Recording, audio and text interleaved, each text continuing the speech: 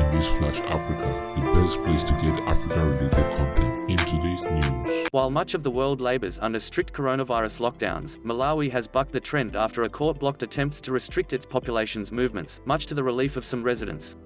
Had the lockdown been implemented, we would certainly have died of hunger and not coronavirus, second-hand clothes seller Tom Minjala said after hearing of the case. Malawi has so far confirmed just 17 cases, including 2 deaths, but President Peter Mutharika has warned that without locking down the country, the virus could kill around 50,000.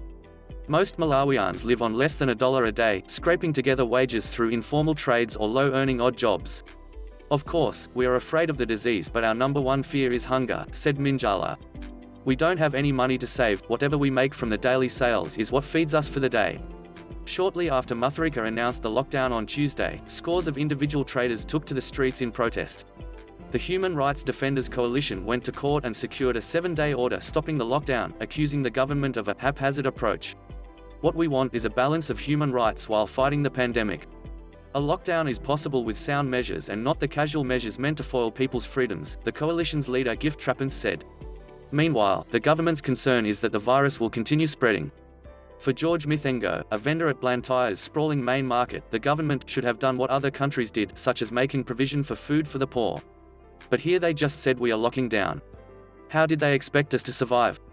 We could die in our homes, he said. The government has been accused of poor messaging with its population, who are already short on trust following the annulation of last year's presidential polls over vote rigging. The authorities really have to improve on their communication, particularly with the political situation right now. Things are very volatile, said social activist Muti Lima. The only way you can quell any speculation, anxiety and volatility is through regular and credible communication, he said, describing the government's communication on the lockdown as shambolic. Former Attorney General Ralph Kasambara warned that unchecked or unbridled exercise of powers by public officials masquerading as exercise of emergency powers to protect lives may actually lead to destruction of many more public lives. Indeed, if unchecked, these public emergency powers may be the beginning of tyranny, he said. Social and behavioral change communication expert Innocent Komwa noted that everyone accepts COVID-19 is a serious problem, but people need to feel that they are active participants in decision-making. Otherwise, he said, people could become disgruntled and resentful towards government. Government should use all available channels to communicate with, and not to, people on prevention measures, and what the lockdown will be like, and what it will achieve, he said. University of Malawi psychology lecturer Limbika Malivici Senganamalunya suggests the defiance being displayed by Malawians is fueled by the need to express grievances, which may be a result of deprivation, frustration or perceived injustice. With low literacy rates, she said, a significant percentage of Malawians need more time to grasp why the lockdown is important.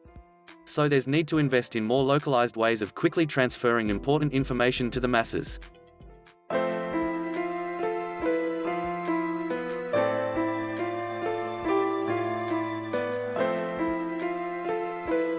hello, welcome to Newsflash Africa, the best place to get Africa-related content. In today's